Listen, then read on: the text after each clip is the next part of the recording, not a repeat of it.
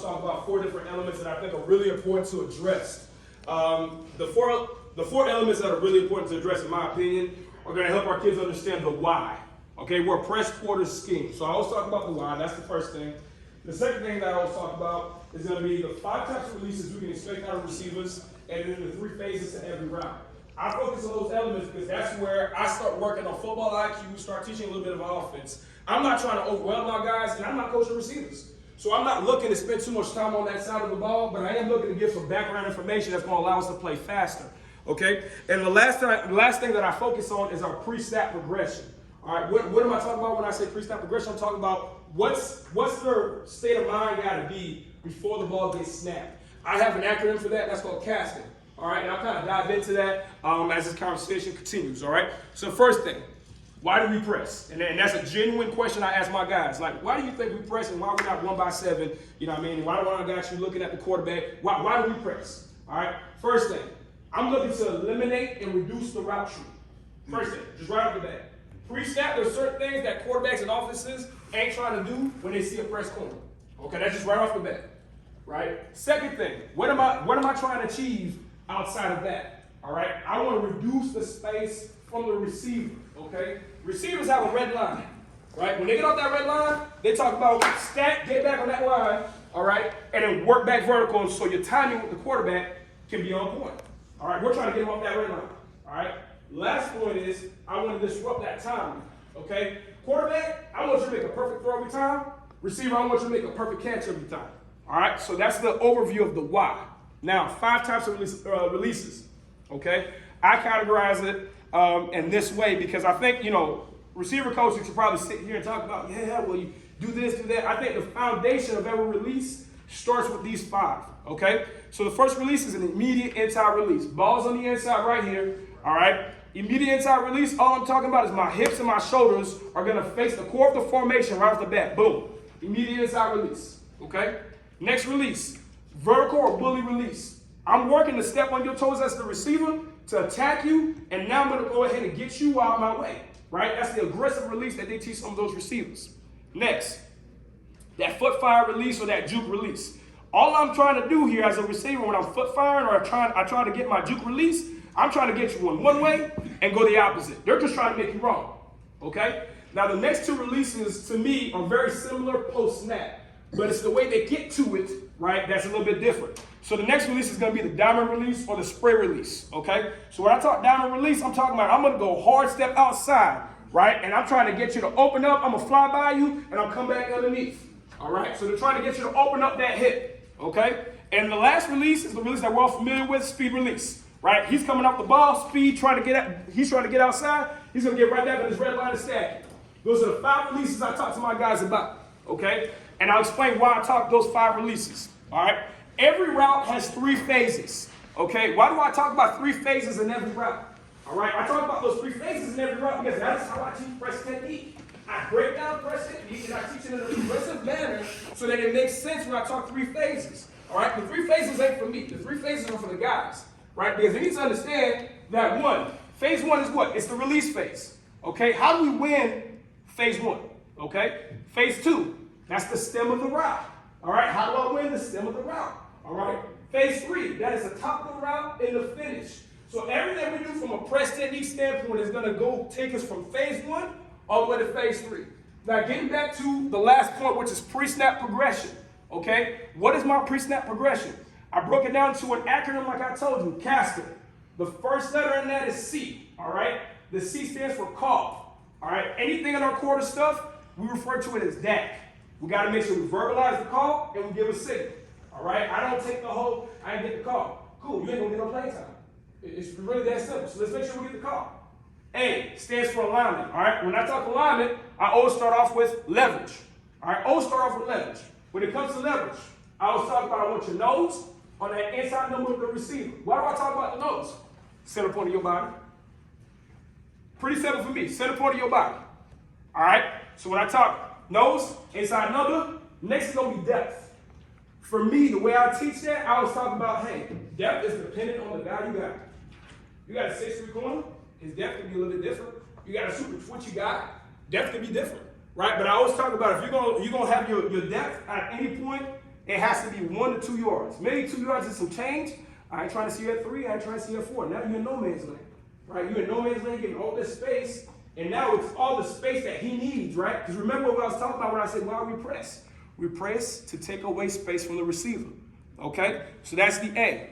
Now, the S is going to be the stance, all right? That's the error that I made my first year over at freshman Peters. I kind of took for granted, hey, I'm a college coach now, Division II level.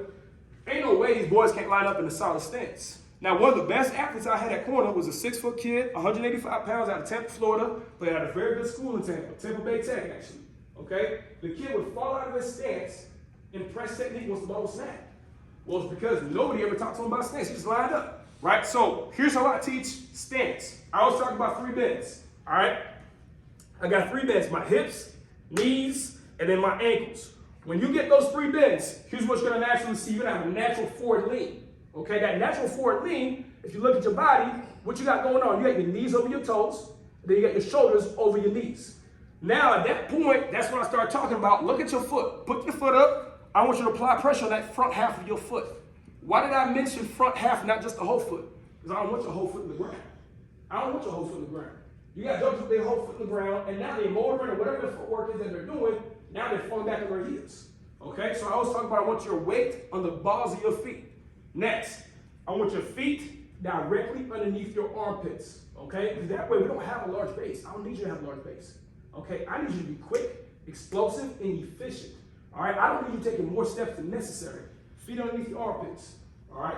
So once you have your feet underneath your armpits, I want your toes pointed straight, all right? And then lastly, once your toes are pointed straight, we're gonna talk about we want a square belt, all right? Square belt, I want my hips facing the receiver, okay? I don't want to be cocked in any direction. And then I want my feet even, okay? Lastly, this is something I don't really overcoach. I want guys to be comfortable, okay? Hands. I've heard a lot of people talk about, well, you a press, you definitely use the hands. Well, that's fine. But in my belief, when I teach press, I always talk about it's going to be eyes, feet, hands are optional. Hands are completely optional, all right? If you agree, awesome. If you don't agree, cool, do it your way, but my way has been working for me, okay? So when it comes to the way I teach press, it's gonna be eyes, feet, then your hands, okay? And that's the progression in which you should be working your footwork in the entire press technique, all right?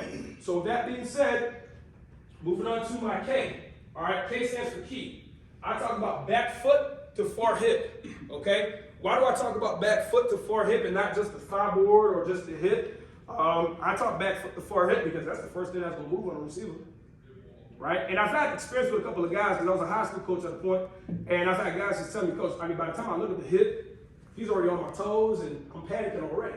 Okay, cool. Look at that back foot. Back foot triggers, he triggers, right? So as soon as that back foot moves, he's starting his footwork, whether it's a pure step or a motor mirror, right? I want him to start it because he's not gonna have his eyes that side of that receiver, right? So that's our visual key. All right, so that's what we're looking at to be able to start saying, okay, now I start my footwork. Now, far hip, where does the far hip come from? All right, so if you kind of analyze and look at any receiver, right, think about what I just talked about with the 5 releases. All right, you have 2 more releases. You got 2 releases, excuse me, that are going to be working outside, that diamond release and that speed release. So if I'm going from back foot to far hip, now I can start anticipating routes, right? So what I have right here when I talk about route expectations versus press, this is how we have the first day of fall camp or spring ball, right? So I get an outside release. I'm thinking I'm getting fade back, shoulder, or comeback. So boom, as soon as I line up, I'm going back foot to far hip. He steps right here, right? And he continues to go vertical. I know I got to go or come back.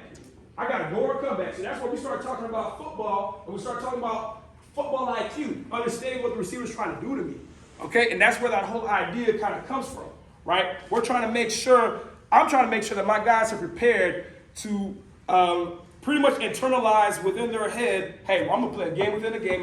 Now I can start anticipating what I'm going to get from a route expectation, okay? And the last A is going to be assignment, okay? When it comes to assignment, the way we teach our man quarter stuff is at corner, we tell our corners, any outside release, man reaction. Any outside release, man reaction, okay? Immediate inside release that becomes a shallow or a drag, we're going to zone off into our quarter. Okay? Any inside release and he starts going vertical, we're going to automatically lock that. It don't matter if he stops on a slant. It don't matter if it's whatever the case may be. As soon as you get any kind of vertical stem, right, I'm going to go ahead and just man that up. All right? Diving into the 2 types of techniques that I teach throughout, whether it's spring ball or fall camp. Okay? So I like to divide my press techniques into soft press and hard press. Okay? To me, they're 2 different things, and I like to teach it as such. All right? Soft press. The main soft press technique that I teach is a motor mirror. Okay? I hear a lot of people talk about the motor mirror and say, it's not aggressive enough. Okay? Well, that means you don't understand what the motor mirror is for. Okay? If we're on the 3-yard line, on the 3-yard line going in, I mean, shoot, I probably don't want my guy motor mirror. I'm gonna use a hard press. So the motor mirror has its pros and it has its cons. Okay, what's the pro of the motor mirror? Okay, the idea is I'm gonna give ground at the line of scrimmage, understanding that I'm gonna go ahead and cut him off to where he's going, right? And as I cut him off to get him off, as I cut him off to go to where he's going, I'm taking him off that red line. And what am I doing? I'm getting back to that point of I'm reducing the space, okay? And I'm taking that opportunity away to give him an opportunity to have an easier catch, okay? So that's the pro to it. What's the con? I'm giving ground to the line of scrimmage, so what? Inside breaking routes. He's got easier access to that.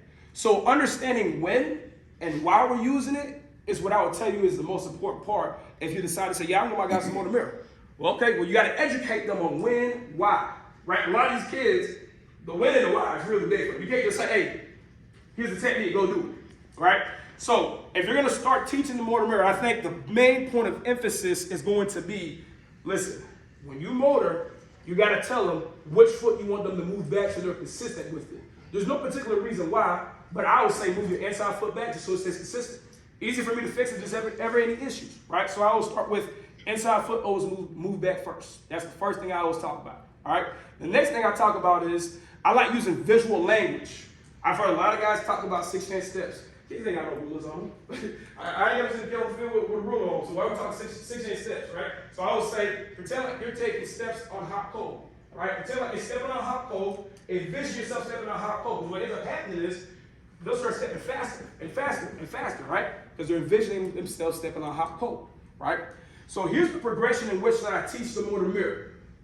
First, those steps, right? I always go in progression of 25%, 50%, 75%, 100%. It sounds very elementary, but I promise you, when you got a 17-year-old kid who ain't done nothing but play off coverage in high school, he's gonna need them 4 steps, okay? So I always literally tell him, we're gonna start with a duck walk. And all my older guys, they start grunting, moaning, and saying, I ain't trying to do this right now, but the reality of it is I get everybody doing it, and I just tell them, duck walk, and you're gonna start 25%. So here we go, duck walk, duck walk. And I just get them doing that for about 5 yards, and then we restart the whole group. All right, so that's step 1. Work on those initial steps of the motor, okay? Step 2, I think step 2 is the most important part if you're gonna use a motor mirror. It's the cutoff, right? It's the kick slide, it's the cutoff. Now, here's what I tell all my guys before we even kick slide, before we cut off. I always tell them, pick your foot up, split that foot in half. I want you to push off your inside seam of your foot. That outside part of your foot don't exist. Inside seam of your foot only. Inside seam only. Because now they're starting to think, okay, if it's inside seam, I gotta take a little weight off here, put a little weight here. Now just push off, push off, push off. Here's the big point of emphasis though. Them jokers start pushing off, you gotta make sure you tell them you can't cross your feet now. You cannot cross your feet. You cross your feet, fully expect them to go ahead and stumble and give up 6 points, right? We wanna make sure that as you go ahead and push off, we're step replacing, and then we're working at a 45-degree angle. We wanna make sure we're still square, right? We're not gonna go ahead and open this gate, right? We wanna make sure we're still working at a 45, step replace, step replace. That to me is gonna be the most important part of this. If you got guys that wanna open the gate, there's drills again, that's gonna give you an opportunity to work just that part of it. Because remember what I was saying about the 3 phases of every rep? That falls into phase 2. That's the stem. He's getting into that route. That is the stem. Again, that's why I break it down, phase 1, phase 2, phase 3. Now here's phase 3. I've already worked my motor, I've already worked my kick slide. What happens next? Coach, let me get you here. I'm getting a guy just give me an outside release, okay? Coach is giving me my outside release. I've already kicked. Now I'm getting to phase 3, the top of the route and the finish. I was talking about we want to make sure our belly button is to this hip. I want to make sure I'm chin to chin. And now, as he continues to go vertical, I'm working to turn into him. Why am I working to turn into him? Because I want it to be ball, me, man. So as he continues to go vertical, I now become the receiver. And now what am I doing? I'm taking that space away. And what did I talk about? We want to make sure that we give this quarterback a small window. Small window. The smaller the window, the better. Okay? So that's how I teach the progression for my motor mirror. Now the hard press technique that I use and that I teach is a mirror technique. Okay, I think it's a little bit simpler, but it requires a lot of patience. It requires great eye discipline and a lot of patience. So here's the difference between that and what I teach with the motor mirror. Okay, the initial footwork is static. Okay, I'm not a huge fan of the initial footwork being static, but I had to do that because my guys weren't good enough to be pure step guys. They weren't good enough to have active feet pre-snap or post-snap. They get stuck in the mud. So through that, I'm not going to ask kids what they can't do. I'm going to figure out what they can do, and we're going to run with that. So that's where the whole idea of, okay, we're not going to pure step, we're just going to mirror. Because I was a lot simpler telling them, okay, you're here. Understand that the offense has to get going. We don't. They got somewhere to be. We don't. Okay, so ultimately, here's how we do it. I got a bag on their heels, and I tell them essentially, you're gonna have the same eye progression. You're gonna go back foot, explode your eyes to the far hip. The only difference is our initial footwork post-snap is gonna be lateral first based off the release. Because we wanna make sure that we're matching, okay? Because if he goes ahead and releases outside, I stay here, shoot, I'm off to a bad start. So I wanna make sure that I mirror the release as much as I can. And that's why I have a release recognition drill that I do every day. I do a release recognition drill every day. So the first part of it is, again, I'm here. I still got the stance that I talked about with my motor mirror. All right, I'm matching that release. And then now as he continues, now I get straight into my kick slide. Now I'm opening up, I'm at a 45, and I got my hips still belly button to his hip. And now I can get ready to go work the third phase, okay? So within that, it comes back to being the same progression with the teaching, right? We don't have the whole idea of I'm stepping a hot cold, because now we're talking about mirror technique, but now we're working the eye progression.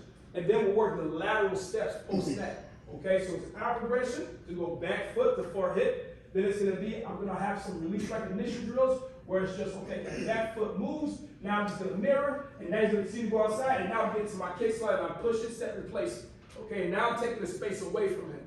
All right, so as we move on from that, we're gonna go back to phase 3, and now I'm getting to the point where it's the same thing as motor mirror, right? I'm at phase 3, I'm still getting chest to chest, chin to chin, and I'm turning into him, making a play on the ball, expecting to make a play on the ball, right? So that's really the overview of how I teach our press technique within our men's quarter scheme. For us, it's been effective by Franklin Pierce. When I first got there in January of last year, they played a lot of different stuff, and I think for the group that I had, they were a high rep group. They did a whole lot of different stuff, and they didn't do it too well. Okay, so that's why for me this year I focused on 2 things. Right, that might not be sexy, it might not be exotic, but guess what? It was efficient. Okay, we went from 222 yards a game to 182, 23 passing touchdowns to 13, 58% completion to 50. I am not solely responsible for this. I'm responsible for the fact that these kids got a chance to buy in. Why did they buy in? Because they saw some success with it. Okay, and that's the way that we were able to get it done. All right, appreciate y'all. Okay, so I'm gonna jump in here and kind of just go off of what Coach was saying, speaking on the safeties. So there's something in the man quarters that we always preach to our guys at the safety position. Is anytime that you're in a 2-high structure and you're playing some type of man quarters, which essentially, if you look at it, anytime 2 is vertical, it turns into cover 0, right? That's our man, and we run it with him all day, everywhere. So anytime we're in a 2-high, our number 1 rule is we can't get beat across our face. All right, so always remember that. And then one of the things that we also talk about is we teach the guys football. So we speak to them in football terms. Like, you should never come to the sideline telling me number 2 ran this slang, number 1 ran this. You got to talk to me in football terms, right? Number 1 runs a hitch, number 2 runs a corner. You should come to me, hey, what concept do we get? You speak in concept, I got the smash concept. So now we're able to kind of have effective communication amongst each other. So the C.A.S.K.A that Coach was talking about is also something very similar that I learned when I was in college. It was actually more so C.A.S.K.A, but C.A.S.K.A is very relevant as well. And I'll forever remember that, and I use that where I've been at, starting at Adams State. So the first one is the C, right? The call. That is that's the most important thing, because without the call, you can't play ball. And like Coach said, if you don't receive the call or you're talking to me that I didn't get the call, you can't be on the field for me. But being a safety, you are the communicator of the defense.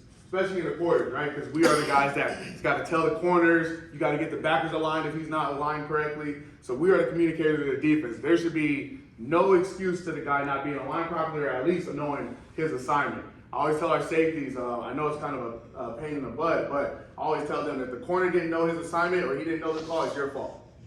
It's your fault. So that gives them the mindset, like, I got to make sure that this guy knows what he got going on, you know, because there's a good old saying, right? If we're all wrong, we're all right. So everybody got to be on the same page, especially for us defensively. Okay, and then we get into the A, alignment. So we kind of did a couple of different things where we played 10 to 12 yards. I give the guys a little bit of a grace, but we always start off with a base alignment at 11 yards, being our too high. I should be able to look to the left, or if my guy's on the right of me, I should be able to look and see him straight across, and we should be even playing field. We had a safety this past year who didn't do very good in space, so what we started doing is condensing his space down, and we tightened him down to about 10 yards. Yes, it could be a little counterproductive. I got a speedy guy lined up ahead of me, but we're playing man quarters, and we want everything to happen in front of us. Because we play everything very, very aggressive, right? So then we talk about the S, right? The stance. Very similar to coach. And in football in general, we are in a staggered stance, just like a corner being in an off-man position. All right, we always had 3 bends. You always got the bend in your ankles, the bend in your knee. I should see a solid 45-degree angle. You have the bend in your waist. And then with the hands, all right, I gave guys the freedom to kind of be comfortable with that as well. Some people like having their hands at their knees, and then some kind of have their hands up. I'm not on them very hard about that, okay? I'm not on them very hard about that because you want to give the guys a little bit of freedom, you know, for them to be comfortable to do what they do and what they're used to doing. Coming to us in the college level, they've done it. Coaches teach them a lot of different ways. And I have no issues with any of that stuff there. So moving on from the S, right, then we get to the keys. Being a safety, especially in a too-high structure, we're in the run game a lot more. Corners, you playing cover 0, you one-on-one the majority of the game. So in the safeties, we're in the run game. So we talk about our primary key and our secondary key. Our primary key is going to be the open guard, open tackle on the in-man line of scrimmage, right? We got to read our run. We got to get our run pass read. That's our primary key. Our secondary key is what's going to take us to our assignment, right? If we get a run read, boom, we're out the roof. If I'm the alley player, and I'm gone, right? If I'm the C.A.S.K.A fitter, then I'm gone, okay? Our secondary key, if it's a pass, it's my eye snapping to number 2. My eye snapping to number 2, and I'm reading the inside hip of number 2. That'll tell me everything that I need to know within his route as we're going forward, okay? And that kind of leads me into our assignments, okay? The run and the pass. So in the run, I'll just do a quick synopsis of this because we can have a whole session on the run game. So what we did is we played in a base 4-2-5, little 3-3 stuff. We got everything spilled to the perimeter. Right, we used our nickel-based defense. We got everything spilled to the perimeter. So our overhang was apex, and we used our end to fit the B-gap. Right, we would align him on a 5, align him on 4, but either way, he should be falling into that B-gap. So our overhang is our primary force on that C-gap, and then our high safety is the secondary force from the perimeter. So we always told them force happens in the perimeter, box happens within the box. So guys understood, like, hey, we say we got to box this in. We're talking about the D-line and the linebackers because they're aligned in the box. We say, hey, we got to force this in. It's coming from our overhang or our high safety or of our corner if we're trapping him and doing different things like that. So kind of moving into our technique that we did. Like I was saying, we were playing our man quarters. We were very aggressive with our coverages. We didn't backpedal. We didn't backpedal our corner when we were off. We didn't backpedal our safety. So we taught them Scooch Technique. All right, we're talking Scooch Technique. Same exact stance that we would be in. But with our Scooch Technique, we would always take 2 6-inch steps backwards as our read step from our back foot. So our stance never changes. My front foot is still my front foot. My weight is distributed like it should be, right? I'm taking 2 6-inch steps, reading my keys, I'm getting my run pass read.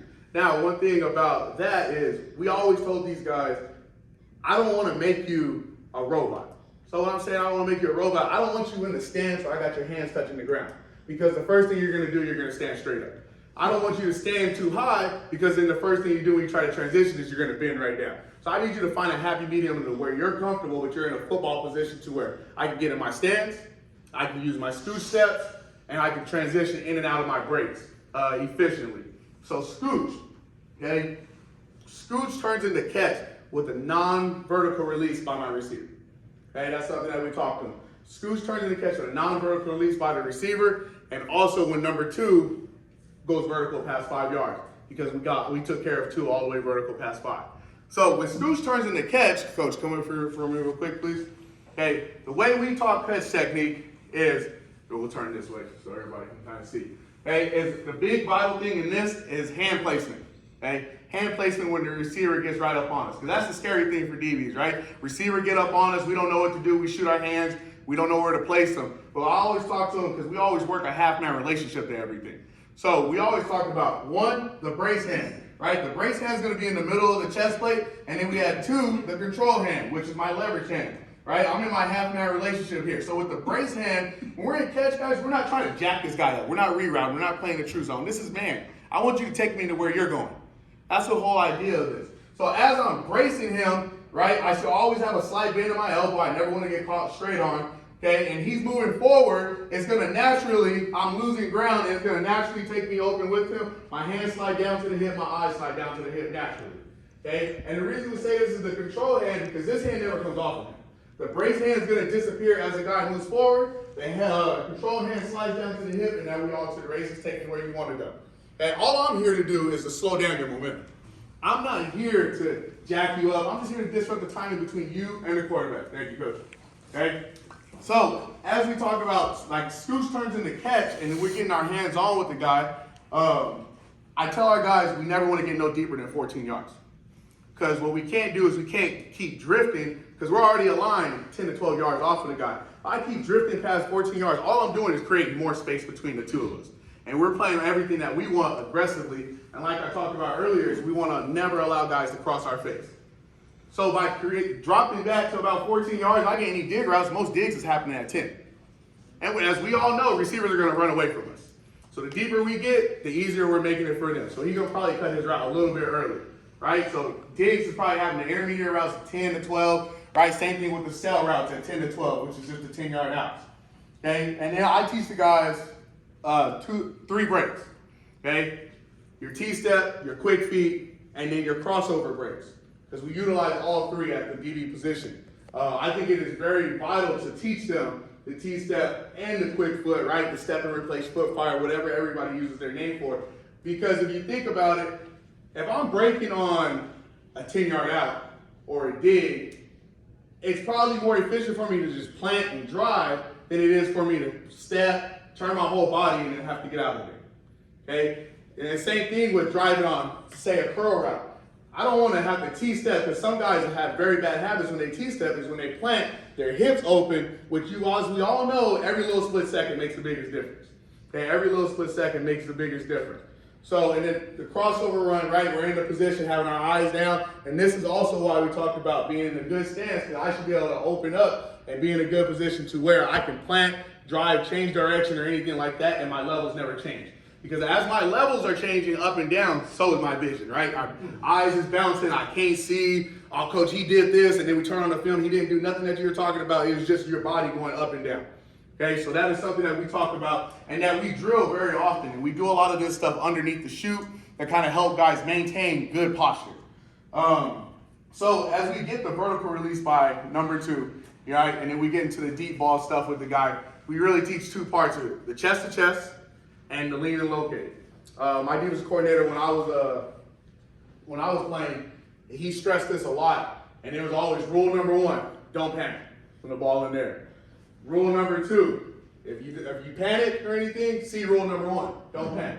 Okay, because that's the number 1 thing, right? When a DB gets with the ball in the air and a deep ball, we have no idea. A lot of guys don't have no idea to do. The fear of, oh, I'm losing my man. Do I go get the ball? So when in doubt, go chest to chest with the guy. Man turn. Okay, I'm man turning, I'm going chest to chest, chin to chin with him. He look up, I look up, my hands go through and his hands go up. Okay? Then we also teach the lean and locate. Because everybody, the in-phase drill and everything like that. When I'm running on the hip of the receiver, teach them every now and then a good old ice pick, right? Put that elbow on his rib cage, and then we're off the running. He look, I lean, I look, and I'm squeezing him to the sideline as far as I can so I can put myself in a better position to become the receiver to go up and get the ball. So that leads me into the release and stem. As Coach talked about, for the corners, he teaches, right, the 5 different releases that they see when you're in a press tech Well, for our safeties, we give them 4. We talk about 4 different releases. And the first release is the dive release. Okay? The dive release. Now, with the dive release, the guy he's diving inside right now. He can continue to climb vertical, or he's going to go on an underneath drag underneath the backers. One of the main routes that we see, and especially in practice, which hurt us a lot, is we got a dive release inside. He went under the first backer, over the second backer, and continued to climb. So with a safety, by rule, 2 disappears, my eyes go to 1. He dive release inside, went under the first backer, our eyes go to 1, and then he continues to climb. So with our guys being in Scooch, we said Scooch turns into catch with a non-vertical release by 2. With our guys being in Scooch, he dive releases, we immediately go to our catch technique, we slide over to maintain our leverage. Once we get, it should really just be 2 slides. Once we realize this guy's going vertical, that's me, I'm off and running with him. Once we realize he's going underneath the rest of the backers, then my eyes snap to number 1 to go double something, or I'm looking for something to poach on the backside to help coming across the field. Okay, the number 2 release, the juke release. Hey, we get this a lot in the slot. If this guy comes dancing off the line of scrimmage, there's one thing we should all know. He ain't going vertical. He ain't going vertical. You come off the line doing all that dancing and all this, you're not going vertical no more. So my mindset eliminates a lot of the routes in the route tree right then and there, and I should understand, okay, what concepts can I give you? I told you earlier, we talk concepts and we go over that stuff a lot. So we should know, if I get a dance or a juke release, I know, right? If he goes out, I'm probably getting a curl over here by 1. Right? If he goes in, I might be getting a dig by 1. Or somebody's coming across the field if number 1 goes vertical. Right? Just things like that, the process of elimination. Okay, then we get the stem. Right? This is good old receivers in general, outside and inside. They are going to stem you off your line to do what? Get back onto theirs. They are stemming you off your line to get back onto theirs. So for us, is reading our keys the proper way and putting our body position in the right spot to make sure that we have leverage on the guy. Okay? And I know we didn't talk about it earlier, but for alignment-wise on the guys, we talk a hash rule, okay, based off the receiver. So our hash rule is, if he's on the hash or inside the hash, we align inside shade. If he's outside of the hash, we align inside leverage. We talk shade and leverage, right? I know it's a little different for us. So shade, we're eye alignment. Inside or outside eye alignment. And leverage, we're a yard or plus inside or outside. So guy aligns outside the hash, hey, I need to be aligned inside leverage of the guy. Now guys know, depending on how wide his split is, I need to be at least a yard plus inside of the guy. Same thing with him being on the hash or inside the hash. Hey, we need to make sure that we're inside shade on this guy. You know I'm going to be aligned inside. They know that they're going to be aligned inside eye alignment when we talk shade or leverage on them. Okay? Then we talk about the speed release. This is the guy, he is just blowing speed at you. He's just trying to get on your toes. And there's only a couple of reasons that this guy's trying to get on your toes. One, he's trying to pump the brakes right now and brake underneath. Or 2, he's probably getting a slot fake. Okay? When you're playing the man quarters and you get number 2 blowing speed off the ball, number 1's probably not doing a vertical route. He's probably not doing a vertical route. Obviously, third down, right? Sticks, all that other stuff, certain situations. But number 1's probably not doing a vertical route. So we always expect that we're probably going to get some help on the outside breaking routes. That's why we're taking care of the inside. So if I get a corner route by 2 because he's blowing speed off me off the ball, I should get number 1 running the underneath breaking route and then the corner dropping off the sinker to help on the corner route. Because we want to force it to our help and protect where we don't have help, which is the inside middle of the field. Okay? And that leads me to the finish. Obviously, guys, we know what gets us paid at that position, the interceptions. Right? That is the thing that we work that on a daily basis. We got to catch the football. Because I heard a coach talk about this earlier, is not a lot of people play catch anymore. And I mean catch, not throw the ball up and go Odell and do all that cute shit and everything like that. Like actual catch, right? Like the receivers work it every day. Look at the judge machine, seeing the ball in, catching with your fingertips, all that other stuff. They're working catch, tuck, putting the ball in the correct hand, right? Get an interception, put the ball to the near sideline arm, run up the nearest sideline. Those are drills and stuff that we work every day and that we talk about whether it's pre-practice or post-practice things. But the number 1 finish that we talk about, get the interception. And you can't get to that point without putting ourselves in the right position to make the interception. Okay? The number 2 that we talk about, right? The long arm. That's if I'm in phase and I'm getting probably an intermediate breaking route, right? Or RPO slant, because that's the majority of the quick game that we'll get at safety. Our long arm is utilizing the arm that is right longer. So if I'm standing here, I get an out, right? You tell me which arm is longer, and the other arm is securing the tackle. Because what we can't have is we go for the ball here, miss with both, because as we know, you catch the ball, spark the band up, and then we're gonna be standing. Come on over here, come talk to me. Okay? Then we have rake. Okay, rake is a top-down thing. So it's more so if I'm in, I get an out route or something like that, and we're working top-down with the guy. We're not hip-to-hip with him. I'm coming over the top. I'm punching through, and I'm raking the arm out. You want to always take away the catch hand. Okay, so if this guy, coach, you stand up for me real quick, please. Okay, so just face this direction for me. Okay, so push your hands out, you're catching out route. So coach is here, right, and I'm coming top down on him, and I'm punching through his catching hand. This is the only hand that he can catch one-handed here.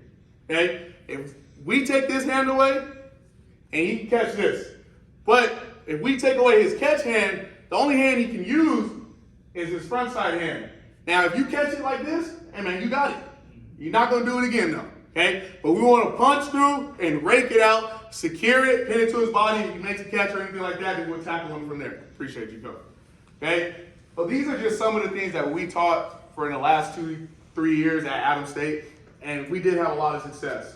We have multiple all-conference guys, a couple All-Americans in the back end as well. Just here to kind of learning from coach as he's talking and stuff, taking notes. But if there's any questions or anything like that, guys, shoot them to myself, coach, or shoot. This is an open floor to everybody, but I appreciate you guys coming out here tonight. Thank you.